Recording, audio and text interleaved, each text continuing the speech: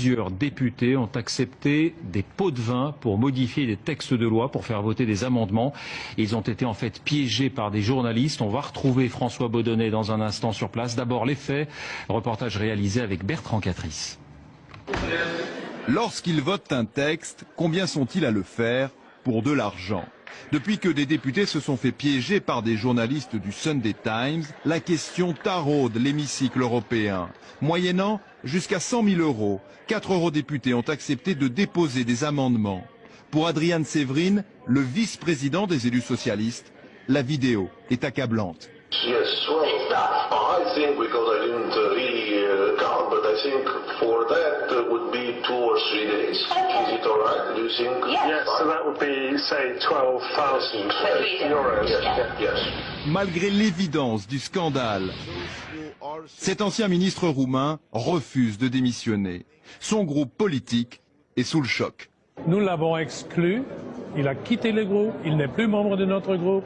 Et j'attends qu'il quitte le Parlement européen parce que cet homme a fait un grand hommage à l'institution. Problème, il y a au Parlement européen 5000 lobbyistes accrédités. Et leurs relations avec les députés sont mal encadrées.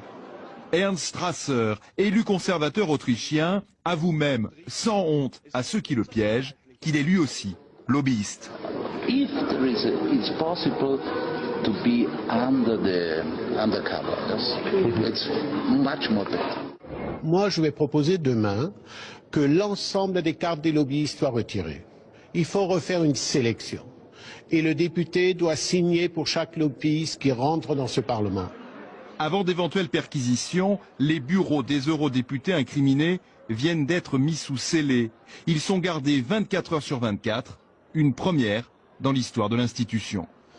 Bonsoir François Baudonnet, on vous retrouve donc en direct. A-t-on une idée de l'ampleur de ce scandale? Autrement dit, s'agit-il de quelques brebis égarées ou d'une pratique répandue? Alors c'est toute la question, bien sûr, et honnêtement, ce soir, personne ne peut répondre. Alors il y a quand même les chiffres. Les journalistes du Sunday Times disent avoir proposé de l'argent à une 60aine d'eurodéputés. Et sur 60, 14 auraient mordu à l'hameçon, ce qui fait presque 1 sur 4, ce qui est énorme. Cela dit, ces confrères que j'ai contactés m'ont avoué qu'ils avaient choisi leur cible. Ce sont tous des élus qui, dans une vie antérieure, travaillaient dans la finance ou, tenez-vous bien, dans le lobbying. Alors évidemment, cela n'excuse rien, d'autant que la plupart des députés européens sont d'anciens chefs d'entreprise, d'anciens médecins ou d'anciens avocats.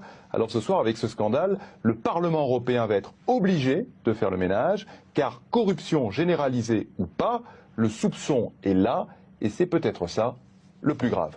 François Baudonnet à Bruxelles, merci.